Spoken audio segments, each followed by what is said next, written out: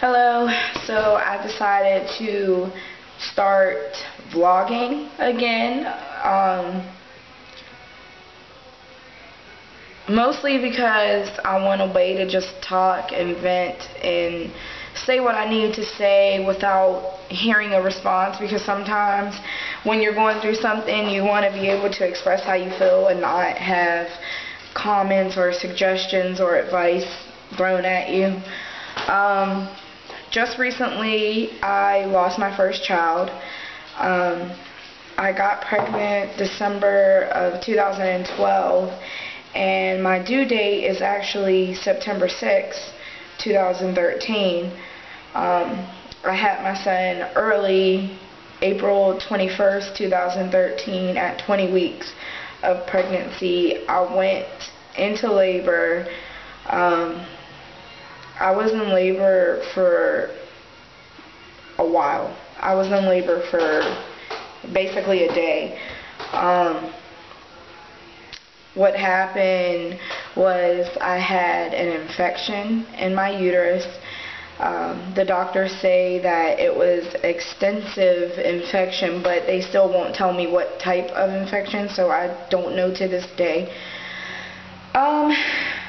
I also have a cervix issue. I have an incompetent cervix, which means that my cervix is shorter and weaker than normal. Normally, a woman's cervix is longer until she goes into labor, and that's when the cervix will shorten and dilate. That issue wasn't even diagnosed until 18 weeks. I had my first ultrasound at 6 weeks. I had an internal ultrasound, which I believe they should have spotted that then. But like I said, it wasn't diagnosed until 18 weeks when I had my anatomy scan. And at that point, they put me on progesterone injections, pills to insert daily. So I was taking that for 2 weeks before I went into labor. A week after I was put on that medication, I had a normal appointment in which the doctor didn't check my cervix or anything, asked about the medication. It was just a bad experience with the set of doctors that I saw.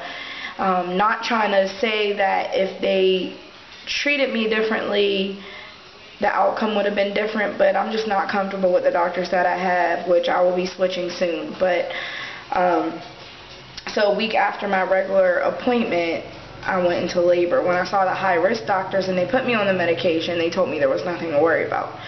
So anyway, it was Saturday, early afternoon, on the 20th of April, I started having really bad pains. I thought maybe it was like Braxton Hicks or something like that, but then they started getting more consistent.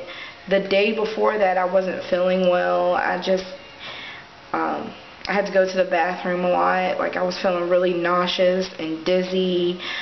And then that Saturday early afternoon, I called the doctor and I told him what was going on, and he told me that I should come in to labor and delivery. At that point, I knew that he was thinking something wasn't right. Definitely not right.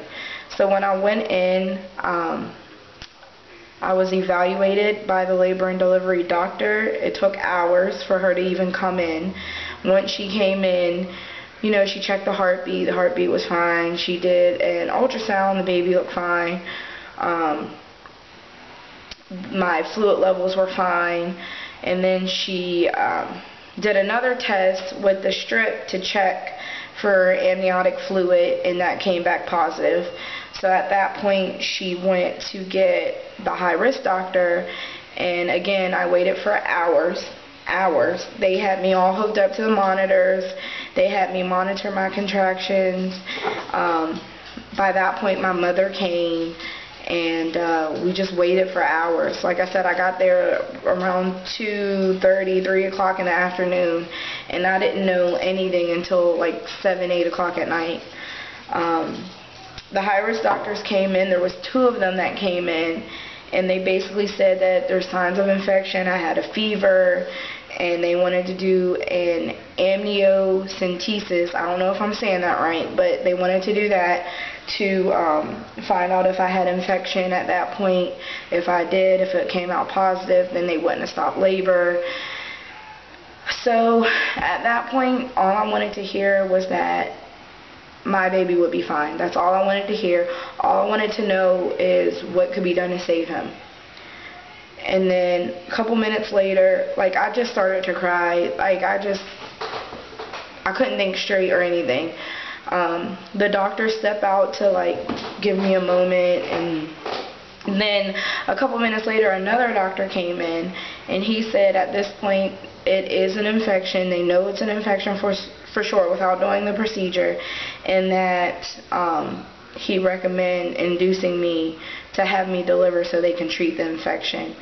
So I like I said, I could not think straight. I can't really describe the emotions that I was feeling at that point, because although I try to have faith with different situations, I just knew, I knew what the outcome would have been.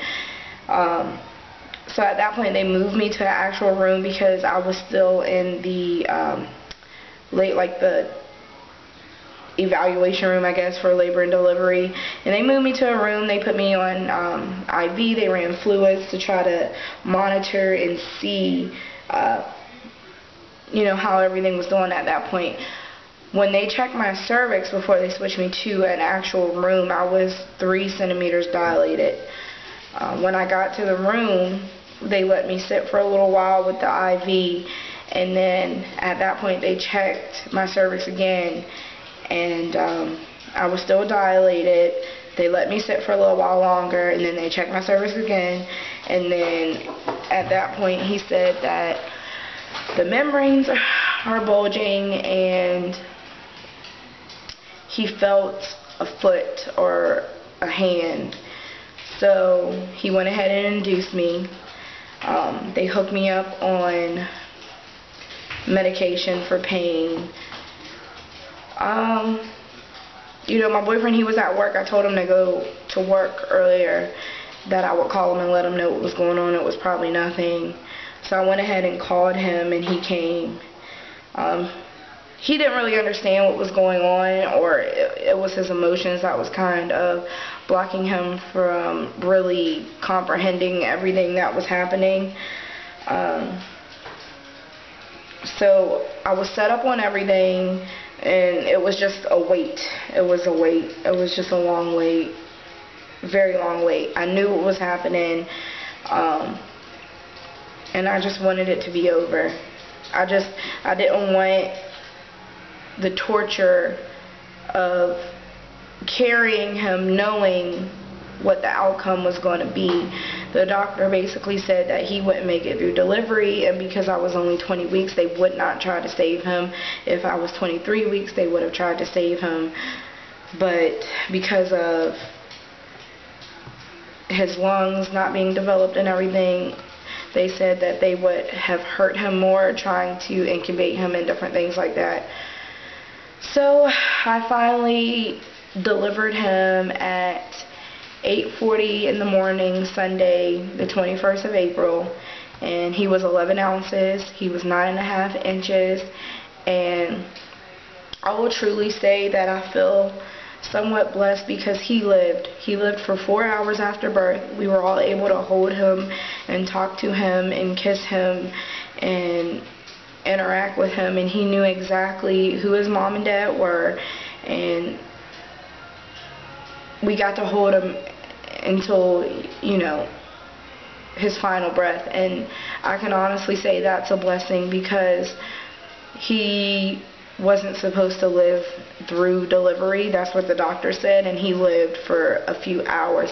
He was strong. He had a strong heart, and because how hard he fought, I feel like I can't just check out of life. I can honestly say that there was points in time where I just felt like giving up. I didn't want to deal with anything.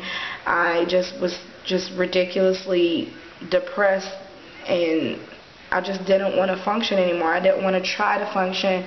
I didn't want to pretend like I'm a normal person and everything's okay and this and that. I couldn't deal. I just couldn't deal. But I came to the realization that, so my camera cut off for whatever reason, but like I said, I already have a degree, but I decided a while ago that I wanted to go back for nursing. I'm in the dental field now, and it's just not where my heart is. I'm not passionate about it anymore. So I am starting school next month, and I'm going for nursing.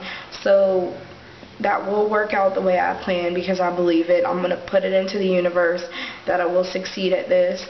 Not just for me, but like I said, I don't want my son's life to be in vain. I want, even though he's not on this earth, I strongly believe that he looks down on us, myself and his father, every day, and that we can continue to be good parents to him by the things that we do daily and the things that we plan to do for our lives and the goals that we make. We can continue to be good parents to him.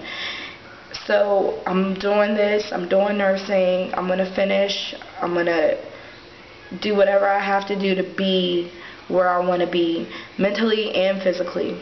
I started going back to church, I started praying more, I started talking to God more, because ultimately He is the person that I truly believe, He is the only person that can really bring you out of wherever you are, whatever ditch that you're in. He's the only person that can bring you out.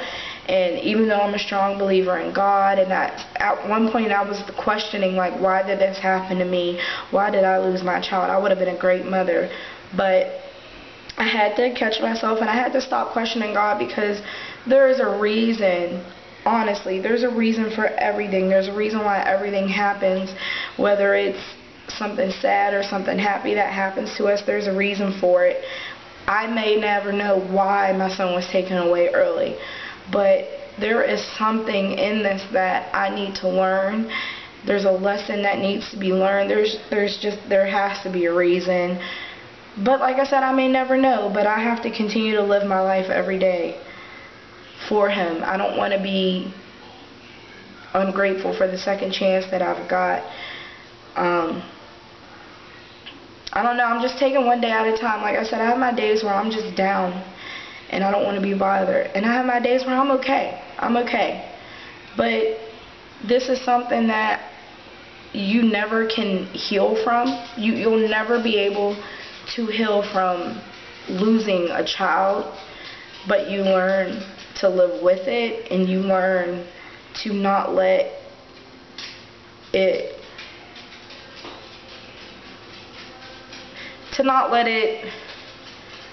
let you give up. I mean, like I said, I wanted to give up, but I can't give up. I can't. I have to keep going. That's the only thing that I can do. I can't be stuck in a depression state, and I just can't. For him, I can't. And, you know, maybe one day I'll have another child, and when I do, I'm not going to let that child go on with life not knowing that they do have a sibling, they have a brother. He's just in heaven, not here. And I will never let anyone forget that he existed, because like I said, he was born and he lived. I did not have a miscarriage. I didn't have a pregnancy loss. I had a child and he lived, and then he moved on to be with God. And that's what I strongly believe. I believe that I have a permanent guardian angel up there that's watching over me and that's making sure that I'm okay and that I'll survive. Thanks for watching.